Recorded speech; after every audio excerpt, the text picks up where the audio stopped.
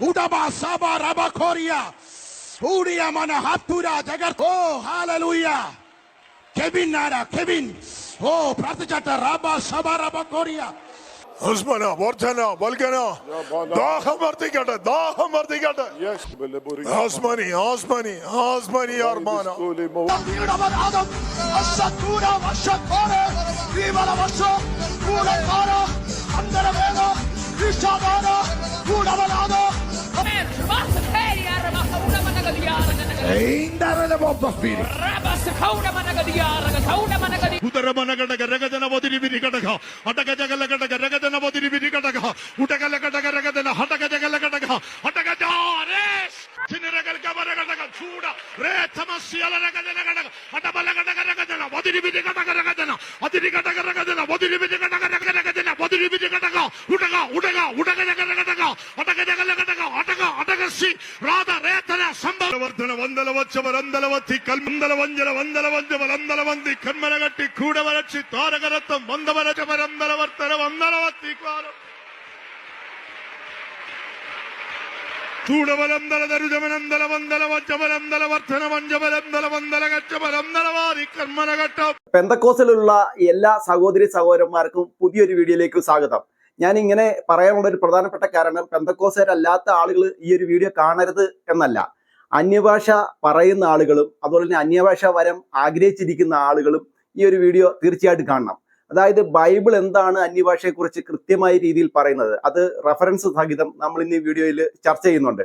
അപ്പോൾ ഈ ഒരു വീഡിയോ നിങ്ങൾ കണ്ടു തീർക്കുന്നതോടുകൂടി ഈ അന്യഭാഷയെക്കുറിച്ചുള്ള എല്ലാ സംശയങ്ങളും തീരുമെന്ന് ഞാൻ പ്രതീക്ഷിക്കുന്നു. അപ്പോൾ നിങ്ങൾ ആദ്യം കേട്ടതാണ് ഈ അന്യഭാഷ എന്ന് പറയുന്ന ഒരു പ്രക്രിയ. പ്രത്യേകിച്ച് പെന്തിക്കോസുകാരുടെ ഇടയിലാണ് ഈ പ്രക്രിയ കൂടുതലായിട്ട് നടക്കുന്നത്. മറ്റുള്ള സമുദായക്കാരുടെ ഇടയിൽ വളരെ ചുരുക്കമാണ്. നമ്മൾ ഇംഗ്ലീഷുകാരുടെ ഇടയിലേക്കൊക്കെ ചെന്ന് കഴിഞ്ഞാൽ അവളെ ഇല്ലെന്ന് തന്നെ പറയേണ്ടി വരും. മറ്റുള്ള സംസ്ഥാനങ്ങളിൽ ചെന്നാലും ഈ പെന്തിക്കോസുകാരുടെ ഇടയിൽ ഇത്തരത്തിലുള്ള അന്യഭാഷകൾ ആർക്കും മനസ്സിലാവാത്ത ഇത്തരം ഭാഷകൾ കേൾക്കുന്നുണ്ട്. അപ്പോൾ ദൈവത്തോട് നേരിട്ട് സംസാരിക്കുകയാണ് എന്നൊക്കെ മറ്റുള്ള പലവിധമായിട്ടുള്ള വിശദീകരണങ്ങൾ, അതായത് ബൈബിളിന് ഒരു കാരണവശാലും നിരക്കാത്ത ചില വിശദീകരണങ്ങൾ പുറത്തു വരുന്നതായിട്ട് നമ്മൾ കണ്ടിട്ടുണ്ട്. അപ്പോൾ ഇത് കൃത്യമായ രീതിയിൽ ഇതിനൊരു മറുപടിയാണ് ഈ വീഡിയോ. അങ്ങനെ ഒരു മറുപടി വരാനുള്ള ഒരു പ്രധാനപ്പെട്ട കാരണം, ഒരാഴ്ചയ്ക്ക് മുന്നേ ഞാൻ ഇത്തരത്തിലുള്ളൊരു വീഡിയോ എൻ്റെ ചാനലിൽ പോസ്റ്റ് ചെയ്യുന്ന ഒരു സാഹചര്യമുണ്ടായി. അതിൻ്റെ ആ ഒരു വീഡിയോയുടെ ലിങ്ക് ഈ ഒരു വീഡിയോയുടെ എൻ്റെ സ്ക്രീനിൽ ഞാൻ കൊടുത്തേക്കാം. അപ്പോൾ അതിൻ്റെ കമൻറ്റ് ബോക്സിൽ ഒരുപാട് ആളുകൾ വന്ന് എന്നെ തെറി വിളിക്കുന്ന ഒരു സാഹചര്യം ഉണ്ടായി. അപ്പോൾ എന്നെ വളരെ മോശമായ രീതിയിലാണ് തെറി വിളിച്ചിരിക്കുന്നത്. അപ്പോൾ എനിക്ക് മനസ്സിലായൊരു കാര്യം എന്ന് പറഞ്ഞാൽ, ഈ അന്യഭാഷയെക്കുറിച്ച് ഈ തെറി വിളിച്ച ആളുകൾക്കൊന്നും യാതൊരു വിധമായിട്ടുള്ള അറിവും വചനപരമായിട്ടില്ല എന്നാണ് ഞാൻ മനസ്സിലാക്കിയത്. അപ്പോൾ ബൈബിൾ റെഫറൻസ് പ്രകാരം എന്താണ് അന്യഭാഷ എന്നതിനെക്കുറിച്ച് വിശദീകരിക്കുന്ന ഒരു വീഡിയോ ആണ് ഇത്. നമ്മൾ പ്രധാനപ്പെട്ട വിഷയത്തിലേക്ക് കടക്കുന്നതിന് മുന്നേ നമ്മൾ ആദ്യമേ കുറച്ച് വീഡിയോകൾ കണ്ടല്ലോ, അന്യഭാഷ പറയുന്ന കുറേയധികം വീഡിയോകൾ, ഒരുപാടധികം വീഡിയോകൾ സോഷ്യൽ മീഡിയയിലുണ്ട്. അപ്പോൾ അതിലെ കുറച്ചധികം വീഡിയോകൾ ഞാൻ എടുത്തിട്ടില്ല, കുറച്ച് കേൾക്കാൻ പറ്റുന്ന ചില വീഡിയോകളാണ് എടുത്ത് ഇതിനകത്തിൽ വെച്ചിരിക്കുന്നത്. അപ്പോൾ ആ ഒരു അന്യഭാഷ കേൾക്കുന്ന സമയത്ത് ആർക്കും മനസ്സിലായി കാണില്ല എന്ന് ഞാൻ വിചാരിക്കുന്നു. അപ്പോൾ പെന്തക്കോസുകാർ പറയുന്ന ഒരു ന്യായവാദമുണ്ട്, അത് ദൈവത്തോട് അവർ നേരിട്ടാണ് സംസാരിക്കുന്നത്, അത് മറ്റുള്ളവർ മനസ്സിലാക്കേണ്ട ആവശ്യകത ഇല്ല എന്ന്. അപ്പോൾ ബൈബിൾ കൃത്യമായി പറയുന്നുണ്ട്, അന്യഭാഷ പറയുമ്പോൾ അത് വ്യാഖ്യാനി വേണം എന്ന് പ്രത്യേകിച്ച് പറയുന്നുണ്ട്. അപ്പോൾ നമുക്ക് ഒരു വീഡിയോ ഒന്ന് കാണാം. അതിനകത്തിൽ ഒരാൾ അന്യഭാഷ പറഞ്ഞിട്ടും അദ്ദേഹം വ്യാഖ്യാനിക്കുന്നുണ്ട്. അദ്ദേഹം ഈ അന്യഭാഷ പറഞ്ഞും അത് അതുപോലെ വ്യാഖ്യാനിക്കുകയും ചെയ്യുന്നത് ടിനു ജോർജിനെ കുറിച്ചാണ്. അത് നമുക്ക് ആദ്യം ഒന്ന് കേൾക്കാം. അപ്പോൾ ഇവർ പറയുന്ന അന്യഭാഷയും അതിന്റെ വ്യാഖ്യാനം നമുക്കൊന്ന് മനസ്സിലാവും. അതിനുശേഷം നമുക്ക് മെയിൻ ടോപ്പിക്കിലേക്ക് വരാം. നമുക്ക് തരണം ഒരു എനിക്ക് കിട്ടിയിട്ടുണ്ട്. ഷാഹിന ബൗന റബനി ദാന ദിത്ത ബാനം. അവന്റെ സ്വഭാവം എന്ന് പറയുന്നത് പണം സമ്പാദിക്കുക എന്നുള്ളതാണ്. ഷാഹി നൂഹ ബാനദ റുഹ നീഹ നട്ട മീനോറത്തം. പണമാണ് അവൻ ആഗ്രഹം. ഷാഹന ദൗനത രൂപ ബന്ധന ദീന ഹാനദ ബൗനാറത്തം. പണത്തിലൂടെ അവൻ വലിയ ആളാകുവാൻ ശ്രമിക്കുകയാണ്. ഷാഹന ബൗനത വീന ബന്ധന ബീല കൗലുത റൂപനദന്തന റീതക്കൗലുത രൂപാബത്തം. അവൻ മനുഷ്യരെ വഞ്ചിക്കുകയാണ്. ഷാഹന റൂദന റൗന ഹംബന റീബെ വാമന ഭൂബാ ബൗനം. അവൻ ദൈവത്തോടുകൂടെ മല്ലടിക്കുന്നു എന്നുള്ളതാണ്. ഷഹാനാഹന രൂപ നമ്പന രാധന ബൗനത റിബനാറത്തം. അവനെന്ന് പറയുന്നത് ദൈവത്തിന്റെ നാമം ദുഷിക്കപ്പെടുവാൻ തക്കവണ്ണം പ്രവർത്തിക്കുകയാണ്. ഷഹദാ റന്ധന റീതന ബൗനത റൂപ ബത്തന ബീതന ബൗലം. അവനവൻ ചെയ്യുന്നതിന്റെ പ്രവർത്തിക്ക് അവനവന് പ്രതിഫലം കിട്ടും. റൂപാരത്തന ബീതന ബൗലം. വിത്തും ഞെരിഞ്ഞിലും കളയുണ്ട്. ആ കളയെ ദൈവം പറിച്ചുകൂട്ടി തീയിലിട്ട് കളയും. അതുപോലെ തന്നെ നെല്ല് കളപ്പുരയിൽ കൂട്ടിവെക്കും. അതാണ് അവനെ കുറിച്ച് പറയാനുള്ളത്. അതുകൊണ്ട് എന്ന് ചോദിച്ചാൽ പുള്ളിക്കാരനെന്ന് ചോദിച്ചാൽ ഈ കള്ളത്തരത്തിലൂടെ കർത്താവിന് വേണ്ടി പ്രവർത്തിക്കുക എന്നുള്ളതാണ്. ഈ ദശാംശത്തിനായി ഈ തൊണ്ടത്തൊഴിലാളിക്ക് കാത്തിരിക്കുന്ന വിനാശം എന്താണെന്നാണ് പരിശുദ്ധാത്മാവ് മറുഭാഷയിലൂടെ പറയുന്നത്. ക്ഷപനാ റീബോ ലാഭന റീബാഹാനത ബൗനാരത്വം. ദൈവകൃപ ഇല്ലാതെ എന്ത് പ്രവർത്തിച്ചാലും അത് അന്ധകാരമായിരിക്കും.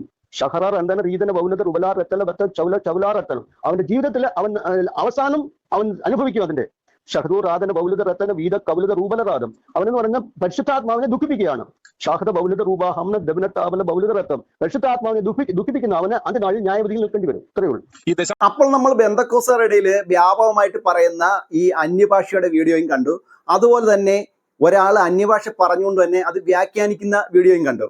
ഇനി നമുക്ക് നേരെ ബൈബിളിലേക്ക് ചെന്ന് അല്പം തിയോളജി മനസ്സിലാക്കാം.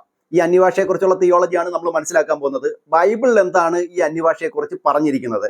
അപ്പോൾ നമുക്കത് കൃത്യമായി മനസ്സിലാക്കുന്ന സമയത്ത് ഈ പെന്തക്കോസ്തുകാർ പറയുന്ന ആ ഒരു അന്യഭാഷയും ബൈബിൾ പറഞ്ഞിരിക്കുന്ന അന്യഭാഷയും തമ്മിലുള്ള വ്യത്യാസം മനസ്സിലാക്കാൻ സാധിക്കും. നമുക്ക് ബൈബിളിലേക്ക് ഒന്ന് കടന്നു ചെല്ലാം. നമ്മൾ ബൈബിളിലേക്ക് കടന്നു വന്ന് ഈ അന്യഭാഷയെക്കുറിച്ച് മനസ്സിലാക്കുന്ന ഒരു സമയത്ത് ആദ്യമായിട്ട് ഇത്തരത്തിലുള്ള അന്യഭാഷയെക്കുറിച്ച് സംസാരിച്ചിരിക്കുന്നത് അപ്പോസ്തല പ്രവൃത്തി 2-ാം അധ്യായത്തിലാണ്. ലൂക്കോസ് ആണ് ഈ ഒരു പുസ്തകം എഴുതിയിരിക്കുന്നത്. അതായത് സഭയുടെ ആരംഭവും വളർച്ചയും അതുപോലെ അപ്പോസ്തലന്മാരുടെ പ്രവർത്തനങ്ങളും ഒക്കെ വിശദീകരിക്കുന്ന ഒരു പുസ്തകമാണ് ഈ അപ്പോസ്തല പ്രവൃത്തി. അതിൽ 2-ാം അധ്യായത്തിൽ ഒരു പ്രത്യേകമായിട്ട് ഈ അന്യഭാഷയെക്കുറിച്ച് പറയുന്നുണ്ട്.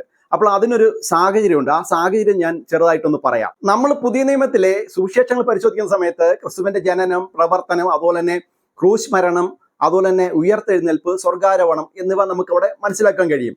അതിനുശേഷം നമുക്ക് അവിടെ മനസ്സിലാക്കാൻ സാധിക്കുന്ന ഒരു കാര്യം എന്ന് പറഞ്ഞാൽ ക്രിസ്തുവിന് 12 ശിഷ്യന്മാരുണ്ട്. അതിലെ ഒരു ശിഷ്യനായിട്ടുള്ള യൂദാസ് ആത്മഹത്യ ചെയ്യുന്നു. അതിനുശേഷം ഈ ക്രിസ്തു സ്വർഗാരോഹണം ചെയ്യുന്ന സമയത്ത് ശിഷ്യന്മാരുടെ അടുത്ത് പറയുന്ന ഒരു കാര്യമുണ്ട്, നിങ്ങൾക്കിടയിലേക്ക് ഒരു കാര്യസ്ഥനെ അയക്കും, പരിശുദ്ധാത്മാവിനെ അയക്കും എന്ന് പറയുന്നുണ്ട്. അപ്പോൾ ഈ ഒരു സ്വർഗാരോഹണത്തിന് ശേഷം ഈ ശിഷ്യന്മാരെല്ലാവരും കൂടെ ചേർന്ന് ഒരിടത്ത് കൂടിയിരുന്നുകൊണ്ട്, അത് നമ്മൾ അപ്പോസ്തല പ്രവൃത്തി 1-ാം അധ്യായം പരിശോധിക്കുന്ന സമയത്ത് നമുക്ക് മനസ്സിലാക്കാൻ കഴിയുന്ന ഒരു കാര്യം, ഇവരിങ്ങനെ കൂടിയിരുന്ന് ഈ 12 എന്നുള്ള ഒരു അംഗസംഖ്യ ആയിരുന്നല്ലോ ശിഷ്യന്മാരുടെ ഒരു ഗണത്തിനുണ്ടായിരുന്നത്. അപ്പോൾ അതിൽ ഒരാൾ കുറവുള്ള ഒരാൾക്ക് വേണ്ടി ഇവര് 2 പേരുടെ പേരെഴുതി ചീട്ടിടുകയും മർത്തിയാസ് എന്ന് പറയുന്ന ഒരാളെ തിരഞ്ഞെടുക്കുകയും അങ്ങനെ 12 പേരുടെ ഒരു അംഗസംഖ്യ പൂർത്തീകരിക്കുകയും ചെയ്യുന്നതായിട്ട് നമുക്ക് കാണാൻ കഴിയും 1-ാം അധ്യായത്തില്. അതിനുശേഷം നമ്മൾ 2-ാം അധ്യായത്തിലേക്ക് കടന്നു വരുന്ന സമയത്താണ് ഈ പെന്തക്കോസ് എന്നുള്ള ആ ഒരു വാക്ക് അവിടെ ഉദ്ധരിക്കപ്പെടുന്നത്. അപ്പോൾ അവിടേക്ക് നമ്മൾ കടന്നു വരുന്ന സമയത്ത് ഈ 12 പേര്, ഈ മർത്തിയാസ് ഉൾപ്പെടെയുള്ള 12 പേര് ഇങ്ങനെ ആ ഒരു മാളിക മുറയിൽ, അതായത് ഒരു വലിയ വീട്ടിൽ ഇങ്ങനെ ഇരിക്കുകയാണ്. അപ്പോൾ ആ ഇരിക്കുന്ന സമയത്താണ് ഇവരുടെ മുകളിലേക്ക് പരിശുദ്ധാത്മാവ് വരുന്ന ഒരു സാഹചര്യം ഉണ്ടാകുന്നത്. അത് വലിയ വെളിച്ചത്തോടും വലിയ സൗണ്ടോടും കൂടി വരുന്നു എന്നാണ് നമ്മൾ 2-ാം അധ്യായത്തിൽ നമുക്ക് മനസ്സിലാക്കാൻ കഴിയുന്നത്. അങ്ങനെ പെന്തക്കോസ് നാളില് ക്രിസ്തുയേശു പറഞ്ഞതുപോലെ കാര്യസ്ഥനായ പരിശുദ്ധാത്മാവ് ഈ 12 ശിഷ്യന്മാരുടെ മുകളിലേക്ക് വരികയും വലിയ സൗണ്ടോടും വലിയ വെളിച്ചത്തോടും കൂടി അത് വരുന്ന സമയത്ത് ആ ഒരു പട്ടണം എന്ന് പറഞ്ഞാൽ ഒരുപാട് ബിസിനസ്സുകാരും അതുപോലെ തന്നെ മറ്റുള്ള ദേശക്കാരൊക്കെ വന്ന് താമസിക്കുന്ന ഒരു പട്ടണമാണ്. അപ്പോൾ അവിടുത്തെ ഒരു കെട്ടിടത്തിലാണ് ഇവരെല്ലാവരും കൂടെ കൂടിയിരിക്കുന്നത്. ഇവരുടെ മുകളിലേക്കാണ് ഈ പരിശുദ്ധാത്മാവ് വരുന്നത്. അപ്പോൾ ഈ പരിശുദ്ധാത്മാവ് വന്ന ആ സമയത്ത് തന്നെ ഇവർക്ക് ലഭിച്ച ഓരോ ഭാഷകൾ ഇവർ സംസാരിക്കാൻ തുടങ്ങി എന്ന് അവിടെ എഴുതിയിട്ടുണ്ട്. അപ്പോൾ ഒരുപാട് ആളുകൾ ഈ ഒരു സൗണ്ടും വെളിച്ചവും ഒക്കെ കണ്ടതുകൊണ്ട് അവിടേക്ക് ഓടിക്കൂടി. അപ്പൊ ആ ഓടിക്കൂടിയ ആളുകളിൽ ഒരുപാട് രാജ്യക്കാരുണ്ടായിരുന്നു, അറേബ്യർ വരെ ഉണ്ട് എന്നാണ് എഴുതിയിരിക്കുന്നത്. അപ്പോൾ അവരൊക്കെ വന്ന് നോക്കുന്ന സമയത്ത് ഈ ക്രിസ്തുവിന്റെ ശിഷ്യന്മാരെല്ലാവരും അതായത് ഓടിക്കൂടി വന്ന ആളുകളുടെ ഭാഷയിൽ സംസാരിക്കുന്നതായിട്ട് അവർക്ക് കാണുവാൻ കഴിഞ്ഞു. അപ്പോൾ അവർ ആശ്ചര്യത്തോടു കൂടി പറഞ്ഞൊരു കാര്യം എന്ന് പറഞ്ഞാൽ, ഇവരെല്ലാം ഗലീലക്കാരല്ലയോ? അതായത് ക്രിസ്തു പ്രവർത്തിച്ചതും ക്രിസ്തുവിന്റെ ശിഷ്യന്മാരെല്ലാം ഗലീലക്കാരായിരുന്നു. അപ്പോൾ ഈ ഗലീലയിലെ ഒരു ഭാഷ എന്ന് പറയുന്നത് ആരാമ്യ ഭാഷയാണ്. അപ്പോൾ ഇവരൊക്കെ ആരാമ്യ ഭാഷ സംസാരിക്കുന്ന ആളുകൾ ഞങ്ങളുടെയൊക്കെ ഭാഷയിൽ എങ്ങനെ ഇവർ ക്രിസ്തുവിന്റെ, അതായത് ഈ ദൈവത്തിന്റെ വൻ കാര്യങ്ങൾ പ്രസ്താവിക്കുന്നത് എങ്ങനെയെന്ന് അവർക്ക് സംശയം തോന്നുകയും ഇവർ മദ്യവെച്ചിട്ടാണ് സംസാരിക്കുന്ന രീതിയിൽ അവർ സംസാരിക്കുകയും ചെയ്തു. അപ്പോൾ ഈ പത്രോസ്, അതായത് ഈ ഒരു ശിഷ്യന്മാർക്ക് നേതൃത്വം കൊടുത്തത് പത്രോസാണ്. പത്രോസ് ഈ 11 പേരോട് കൂടി എണീറ്റിട്ടും കാര്യങ്ങൾ വിശദീകരിക്കുന്നുണ്ട്. മദ്യവെച്ചിട്ടല്ല, ഇത് പരിശുദ്ധാത്മാവിഷയം പ്രാപിച്ചുകൊണ്ടാണ് ഇവരിങ്ങനെ സംസാരിക്കുന്നത് എന്ന് പറയുന്നുണ്ട്. അപ്പോൾ അവിടെ കൃത്യമായി രേഖപ്പെടുത്തിയിട്ടുണ്ട്. ഈ ഓടിക്കൂടിയ ആളുകൾ ഞാൻ പറഞ്ഞല്ലോ, ഒരുപാട് രാജ്യക്കാരുണ്ടായിരുന്നു. ആ രാജ്യക്കാരുടെ അവർ സംസാരിക്കുന്ന അവരവരുടെ ഭാഷയിലാണ് ഈ ശിഷ്യന്മാരെല്ലാവരും സംസാരിച്ചത്. അപ്പോസ്തല പ്രവൃത്തി 2-ാം അധ്യായത്തില് ഞാൻ പറഞ്ഞ കാര്യങ്ങളൊക്കെ ഉണ്ടോ എന്ന് നമുക്കൊന്ന് പരിശോധിക്കാം. പെന്തക്കോസ്തു ദിനം വന്നപ്പോൾ അപ്പോസ്തലന്മാർ ഒരിടത്ത് ഒന്നിച്ചു കൂടി. പെട്ടെന്ന് ആകാശത്തുനിന്ന് ഒരു ശബ്ദമുണ്ടായി. ഒരു കൊടുങ്കാറ്റ് വീശുന്നത് പോലെ അതവർ ഇരുന്ന വീടിനെ ആകെ മുഖരിതമാക്കി. തീജ്വാലകൾ പോലെ അവർ എന്തോ കണ്ടു. അവ വേർപിരിഞ്ഞ് ഓരോരുത്തരുടെയും മേൽ വീണു. അവരിൽ എല്ലാവരിലും പരിശുദ്ധാത്മാവ് നിറയുകയും അവർ വ്യത്യസ്ത ഭാഷകൾ സംസാരിക്കാൻ തുടങ്ങുകയും ചെയ്തു. പരിശുദ്ധാത്മാവ് അവർക്ക് അതിനുള്ള കഴിവ് നൽകിയിരുന്നു. ആ സമയം യെരുശലേമിൽ ഏതാനും ഭക്തരായ യഹൂദർ ഉണ്ടായിരുന്നു. അവർ ലോകത്തിന്റെ പല ഭാഗത്തു നിന്നും വന്നവരായിരുന്നു. ശബ്ദം കേട്ട് അനേകം പേർ അവിടെ കൂടി. അപ്പോസ്തലന്മാർ തങ്ങളുടെ സ്വന്തം രാജ്യത്തിലെ ഭാഷയിൽ സംസാരിക്കുന്നത് കേട്ട് അവർ അമ്പരന്നു. യഹൂദരെല്ലാവരും ഇതിൽ അത്ഭുതപ്പെട്ടു. അപ്പോസ്തലന്മാർക്ക് ഇതെങ്ങനെ സാധ്യമായെന്ന് അവർ അത്ഭുതപ്പെട്ടു. അവർ പറഞ്ഞു, ഇതാ നാം കേൾക്കുന്ന ഈ പ്രസംഗങ്ങൾ നടത്തുന്നവരെല്ലാം ഗലീലക്കാരാണ്. പക്ഷേ അവരെ നാം നമ്മുടെ ഭാഷയിൽ തന്നെ കേൾക്കുന്നു. ഇതെങ്ങനെ സാധിക്കുന്നു? നമ്മൾ പാർഥ്യ, മേധ്യ, ഏലാം, മെസപ്പൊത്തോമ്യ, യഹൂദ്യ, കപ്പദോക്യ, പൊന്തോസ്, ആസ്യ, പ്രഗ്യ, പംഫൂല്യ, മിസ്രൈം, കുറേനയുടെ വകയായ ലിബ്യ, റോം, ക്രേത്യ, അറേബ്യ എന്നിവിടങ്ങളിൽ നിന്നുമുള്ളവരാണ്. നമ്മിൽ ചിലർ ജനനത്താൽ യഹൂദരും മറ്റുള്ളവർ മതം മാറി വന്നവരുമാണ്. നാം ഇങ്ങനെ വ്യത്യസ്ത രാജ്യക്കാരാണ്. എന്നാൽ ഇവരുടെ വാക്കുകൾ നാം നമ്മുടെ ഭാഷയിൽ കേൾക്കുന്നു. അവർ ദൈവത്തെപ്പറ്റി പറയുന്ന മഹത്തായ കാര്യങ്ങൾ നമ്മൾക്കെല്ലാം മനസ്സിലാവുന്നു. ആളുകളെല്ലാം വിസ്മയിക്കുകയും പരിഭ്രമിക്കുകയും ചെയ്തു. അവർ പരസ്പരം ചോദിച്ചു, എന്താണ് സംഭവിക്കുന്നത്? മറ്റുള്ളവർ അപ്പോസ്തലന്മാരെ പരിഹസിക്കുകയായിരുന്നു. അവർ വീഞ്ഞു കുടിച്ച് മത്ത് പിടിച്ചിരിക്കുകയാണെന്ന് അവർ കരുതി. അപ്പോൾ പത്രോസ് മറ്റ് 11 അപ്പോസ്തലന്മാരോടുമൊപ്പം എഴുന്നേറ്റ് നിന്നു. എല്ലാവരും കേൾക്കെ അവൻ ഉച്ചത്തിൽ പ്രസംഗിച്ചു. അവൻ പറഞ്ഞു, എന്റെ യഹൂദ സഹോദരന്മാരെ, യെരുശലേംകാരെ, എന്നെ ശ്രദ്ധിക്കുക. നിങ്ങൾക്കിപ്പോൾ വേണ്ടിയ ചിലത് ഞാൻ നിങ്ങളോട് പറയാം. ശ്രദ്ധിച്ചു കേൾക്കുക. നിങ്ങൾ കരുതുന്നത് പോലെ ഇവർ മദ്യം കഴിച്ചിട്ടില്ല. ഇപ്പോൾ കാലത്ത് 9 മണി ആയിട്ടേ ഉള്ളൂ. പക്ഷേ നിങ്ങൾ ഇന്ന് കണ്ടതൊക്കെ യോവേൽ പ്രവാചകൻ എഴുതിയിട്ടുള്ളതാണ്. യോവേൽ ഇങ്ങനെ എഴുതി. പ്രിയപ്പെട്ട പെന്തക്കോസ് വിശ്വാസികളെ, അപ്പോസ്തല പ്രവൃത്തി 2-ാം അധ്യായത്തില് പരിശുദ്ധാത്മാവ് പെന്തക്കോസ് നാളില് ഈ ശിഷ്യന്മാരുടെ മുകളിൽ വന്ന സമയത്ത് എന്താണ് സംഭവിച്ചതെന്ന് കൃത്യമായിട്ടും ക്ലിയർ ആയിട്ടും അവിടെ എഴുതിയിട്ടുണ്ട്. അപ്പോൾ അവിടെ ഓടിക്കൂടിയ രാജ്യക്കാരുടെ പേരുകളൊക്കെ അവിടെ വിശദമായിട്ട് എഴുതിയിട്ടുണ്ട്. അറേബ്യർ ഉൾപ്പെടെ, അത് അറേബ്യർ എന്ന് പറയുമ്പോൾ അറബി സംസാരിക്കുന്ന ആളുകൾ ഉൾപ്പെടെ അവിടേക്ക് വന്നു. എന്നാൽ പരിശുദ്ധാത്മാവ് നിറഞ്ഞവരായിട്ട് ഈ ശിഷ്യന്മാർ സംസാരിച്ചത് അറബി ഉൾപ്പെടെയുള്ള ഭാഷകളിലാണ്. ഈ ഓടിക്കൂടിയ ഇത്രയും രാജ്യക്കാർക്കെല്ലാം ദൈവത്തിന്റെ വൻ കാര്യങ്ങൾ അവിടെ ശിഷ്യന്മാര് പ്രസ്താവിക്കുന്നത് അവർക്ക് വളരെ ക്ലിയർ ആയിട്ട് മനസ്സിലാക്കുവാൻ സാധിച്ചു. അപ്പോൾ നിങ്ങൾ ധരിക്കേണ്ട ഒരു കാര്യം, അല്ലെങ്കിൽ നിങ്ങൾ മനസ്സിലാക്കേണ്ട ഒരു കാര്യം എന്ന് പറഞ്ഞാൽ, ആദ്യം ഞാൻ കേൾപ്പിച്ച ആ അന്യഭാഷകള് ഈ മനുഷ്യനായിട്ട് ലോകത്ത് പറഞ്ഞ ആർക്കെങ്കിലും മനസ്സിലാവുന്നുണ്ടോ എന്ന് നിങ്ങളൊന്ന് പരിശോധിക്കണം. ഇവിടെ അന്യഭാഷ കാത്തിരിക്കുന്നവരും അന്യഭാഷ പറയുന്ന ആളുകളും ഒക്കെ മനസ്സിലാക്കേണ്ട ഒരു കാര്യമുണ്ട്. ഈ പെന്തക്കോസ് നാളില് ഈ പരിശുദ്ധാത്മാവ് ഈ ശിഷ്യന്മാരുടെ മുകളിലേക്ക് വന്ന് ഇവരെ അന്യഭാഷകളിൽ സംസാരിച്ചതിന് ഒരു പ്രത്യേക ഉദ്ദേശമുണ്ട്. ആ ഉദ്ദേശം കൂടെ ഞാൻ ചെറുതായിട്ടൊന്ന് വിശദീകരിക്കാം. യേശുക്രിസ്തു ഈ ഭൂലോകത്ത് ജനിച്ചതും അതുപോലെ തന്നെ ഇവിടെ പ്രവർത്തിച്ചതും മരിച്ചതും ഉയർത്തെഴുന്നേറ്റതും സ്വർഗാരോഹണം നടത്തിയതൊക്കെ എന്ത് ഉദ്ദേശത്തോടു കൂടിയാണെന്നുള്ള കാര്യം എല്ലാ ക്രിസ്ത്യാനികൾക്കും അറിയാം. അതായത് ഈ ലോകത്തുള്ള സകല പാപികൾക്കും നിത്യജീവൻ ലഭിക്കണം, അവന്റെ ആത്മാവിന് നിത്യജീവൻ ലഭിക്കണം. ആ ഒരു ഉദ്ദേശത്തോടു കൂടിയാണ് ക്രിസ്തു വന്നത്. അപ്പോൾ ക്രിസ്തുവിലൂടെ മാത്രമേ രക്ഷയുള്ളൂ എന്നുള്ള ഒരു സന്ദേശം ഈ ലോകത്തുള്ള സകല ആളുകളും അറിയണം. അപ്പോൾ ക്രിസ്തുവിന്റെ മരണശേഷം ക്രിസ്തു എഴുന്നേറ്റ് പിതാവിന്റെ അടുത്തേക്ക് പോയി കഴിഞ്ഞു. അതിനുശേഷം ക്രിസ്തു പറഞ്ഞിരിക്കുന്ന ഈ ഒരു ആശയം, അതായത് ക്രിസ്തുവിലൂടെ മാത്രമേ ഇനി ഒരു രക്ഷയുള്ളൂ എന്നുള്ള ആ ഒരു ആശയം ഈ ലോകത്തുള്ള സകല ജനങ്ങളും, അതായത് ക്രിസ്തുവിനെ അറിയാത്ത സകല ജനങ്ങളും എങ്ങനെ അറിയാൻ സാധിക്കും? അപ്പോൾ അത് അറിയിക്കേണ്ട ഒരു ഉത്തരവാദിത്വം ഈ ശിഷ്യന്മാർക്കാണ്. അവരെങ്ങനെ അറിയിക്കും? അവരെല്ലാവരും മുക്കോന്മാരായിരുന്നു, വലിയ വിദ്യാഭ്യാസമൊന്നും ഇല്ലാത്ത ആളുകളായിരുന്നു. അവരിങ്ങനെ ഈ ഗലീലയിലെ ചുറ്റുപാടുമുള്ള ഗ്രാമങ്ങളിലൊക്കെ ഇങ്ങനെ കറങ്ങി നടക്കുന്ന ആൾക്കാരാണ്. അവർക്ക് വേറൊരു രാജ്യത്ത് നിന്ന് ക്രിസ്തുവിന്റെ ആശയങ്ങൾ പ്രചരിപ്പിക്കാൻ അവർക്ക് ഒരു കാരണവശാലും സാധിക്കത്തില്ല. അവർക്ക് ഭാഷ അറിയില്ല. അപ്പോൾ ആദ്യമായിട്ട് പെന്തക്കോസ് നാളില് ഈ ക്രിസ്തു ഒരു കാര്യസ്ഥനെ അയക്കുമെന്ന് പറഞ്ഞ പരിശുദ്ധാത്മാവുന്ന കാര്യസ്ഥൻ വന്ന സമയത്ത്, ഇവരുടെ മുകളിലേക്ക് വന്ന സമയത്ത് അവർക്ക് ആദ്യം കൊടുത്ത വരം എന്ന് പറയുന്നത് ഭാഷാവരമാണ്. അതായത് മറ്റുള്ള ഭാഷകളിൽ സംസാരിക്കാൻ വേണ്ടിയുള്ള വരമാണ് ആദ്യം കൊടുത്തത്. അതിന്റെ പിന്നിലുള്ള ഉദ്ദേശം ഇത് തന്നെയായിരുന്നു. അപ്പോസ്തല പ്രവൃത്തി 2-ാം അധ്യായത്തില് ഈ ഭാഷാവരം, അതായത് ഈ പരിശുദ്ധാത്മാവ് വന്ന് ഇവർക്ക് അന്യഭാഷകളിൽ സംസാരിക്കാനുള്ള ആ ഒരു ഭാഷാവരം ലഭിച്ചത് ആരാമ്യ ഭാഷ മാത്രം സംസാരിക്കാൻ അറിയാവുന്ന ശിഷ്യന്മാർക്ക് അത് കിട്ടിയതിന്റെ ഒരു ഉദ്ദേശം എന്ന് പറയുന്നത് ക്രിസ്തുവിന്റെ സന്ദേശം മറ്റുള്ള ലോകരാജ്യങ്ങളിലുള്ള മറ്റുള്ള ഭാഷക്കാരിലേക്ക് അറിയിക്കാൻ വേണ്ടിയാണ്. അപ്പോൾ നിങ്ങൾക്ക് മനസ്സിലായി കാണും ഏത് തരത്തിലുള്ള ഭാഷയാണ് ഈ അന്യഭാഷ എന്നതുകൊണ്ട് ഈ അപ്പോസ്തല പ്രവൃത്തി 2-ാം അധ്യായത്തിൽ ഉദ്ദേശിക്കുന്നത് എന്നത്. അന്യഭാഷയെക്കുറിച്ച് ഞാൻ ഈ യൂട്യൂബ് ചാനലിൽ ഇട്ട വീഡിയോ ഏകദേശം 16,000 ആളുകൾ കണ്ടു.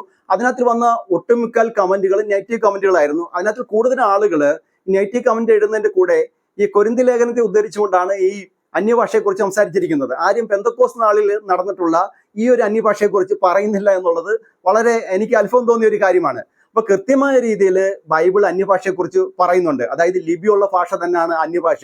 ഇവരൊക്കെ സംസാരിക്കുന്ന മാതിരി, അതായത് പെന്തക്കോസ്തരുടെ ഇടയിൽ ഈ പാസ്റ്റർമാരൊക്കെ ഈ വിശ്വാസികളെ കൗളിപ്പിക്കാൻ വേണ്ടി സംസാരിക്കുന്നിടത്തുള്ള ഭാഷയൊന്നും അന്യഭാഷയായിട്ട് ഒരു കാരണവശാലും തിയോളജി പഠിക്കുന്ന ആളുകൾ അംഗീകരിക്കില്ല എന്നുള്ള കാര്യത്തിൽ ഒരു സംശയവുമില്ല. പ്രിയപ്പെട്ട വിശ്വാസികളായിട്ടുള്ള സഹോദരി സഹോദരന്മാരെ, ഈ അപ്പോസ്തല പ്രവൃത്തി 2-ാം അധ്യായ പ്രകാരമുള്ള അന്യഭാഷ എന്താണെന്ന് നിങ്ങൾക്ക് മനസ്സിലായി കാണുമെന്ന് ഞാൻ വിചാരിക്കുന്നു. നിങ്ങൾ കൃത്യമായ രീതിയിൽ ബൈബിൾ പഠിക്കുവാൻ വേണ്ടി ശ്രമിക്കൂ. അതായത് പാസ്റ്റർമാർ പറയുന്നത് മാത്രം കേൾക്കാതെ, പാസ്റ്റർമാർ സഭയിൽ എന്തെങ്കിലും കാര്യങ്ങൾ പറഞ്ഞാൽ അതിനകത്ത് എന്തെങ്കിലും യാഥാർത്ഥ്യമുണ്ടോ എന്നുള്ള കാര്യം കൃത്യമായ രീതിയിൽ നിങ്ങളുടെ കയ്യിലിരിക്കുന്ന ബൈബിൾ വായിച്ചു നോക്കിക്കഴിഞ്ഞാൽ നിങ്ങൾക്ക് കൃത്യമായി കാര്യങ്ങൾ മനസ്സിലാക്കുവാൻ സാധിക്കും. അത്തരത്തിൽ അന്യഭാഷ എന്താണെന്ന് നിങ്ങൾ പഠിച്ച് മനസ്സിലാക്കുവാൻ ശ്രമിക്കൂ. അതായത് നിങ്ങൾക്ക് അങ്ങനെ ഒരു ഭാഷാപരം ലഭിച്ചിട്ടുണ്ട് എങ്കിൽ നിങ്ങൾക്ക് ലിപിയുള്ള ഭാഷയായിരിക്കും ലഭിക്കുന്നത്. അത് എന്തിനാണ് നിങ്ങൾക്ക് ദൈവം നൽകുന്നത് എന്ന് ചോദിച്ചു കഴിഞ്ഞാൽ ക്രിസ്തുവിനെ ആ ഒരു ഭാഷയിലുള്ള, അതായത് നിങ്ങൾക്ക് ലഭിച്ചിരിക്കുന്ന ഇംഗ്ലീഷ് ഭാഷയാവട്ടെ, അല്ലെങ്കിൽ കന്നഡ ഭാഷയാവട്ടെ, അല്ലെങ്കിൽ തെലുങ്ക് ആവട്ടെ, ഹിന്ദി ആവട്ടെ, ഏതെങ്കിലും ഒരു ഭാഷാപരം നിങ്ങൾക്ക് ലഭിച്ചിട്ടുണ്ടെങ്കിൽ ക്രിസ്തുവിനെ അത്തരം ഭാഷകൾ അറിയാവുന്ന ആളുകളെ അറിയിക്കാൻ വേണ്ടിയാണ് ദൈവം ആ ഒരു ഭാഷാപരം നൽകുന്നത്. അല്ലാതെ ലിപികളില്ലാതെ ഇങ്ങനെ പുലമ്പുന്ന ഭാഷകളൊന്നും ഇത്തരത്തിലുള്ള അന്യഭാഷയാണെന്ന് നിങ്ങൾ തെറ്റിദ്ധരിച്ചു വെക്കരുത്. അതുകൊണ്ട് നിങ്ങൾ കൃത്യമായ രീതിയിൽ ബൈബിൾ വായിച്ച് മനസ്സിലാക്കാൻ വേണ്ടി ശ്രമിക്കൂ. അപ്പോൾ ഞാനിട്ട വീഡിയോയുടെ കമന്റ് ബോക്സിൽ പല ആളുകളും കൊരിന്ത്യർ ലേഖനത്തെ ഉദ്ധരിച്ചുകൊണ്ടാണ് ഈ ഭാഷയെക്കുറിച്ച് പറഞ്ഞത്, അന്യഭാഷയെക്കുറിച്ച് പറഞ്ഞത്. അത് ദൈവമായിട്ട് നേരിട്ട് സംസാരിക്കുന്ന ഭാഷയാണ്, നിനക്ക് ഒരു കാരണവശാലും മനസ്സിലാവില്ല എന്നൊക്കെ പറയുന്ന ഒരു കമന്റുകളൊക്കെ ഞാൻ കേട്ടു. അപ്പം നിങ്ങൾക്ക് ആ രീതിയിൽ എന്തെങ്കിലും തർക്കം ഉണ്ടെന്നുണ്ടെങ്കിൽ ഞാൻ കൊരിന്ത്യർ ലേഖനത്തിൽ അന്യഭാഷ എന്താണ് പൗലോസ് പറഞ്ഞിരിക്കുന്നത് എന്നതിനെ കുറിച്ച് വിശദമായിട്ടുള്ള ഒരു വീഡിയോ അപ്ലോഡ് ചെയ്യാം. അപ്പോൾ ഈ ഒരു വീഡിയോയെക്കുറിച്ച് നിങ്ങളുടെ അഭിപ്രായം എന്താണ്? നിങ്ങളുടെ അഭിപ്രായം കമന്റ് ബോക്സിൽ രേഖപ്പെടുത്തൂ.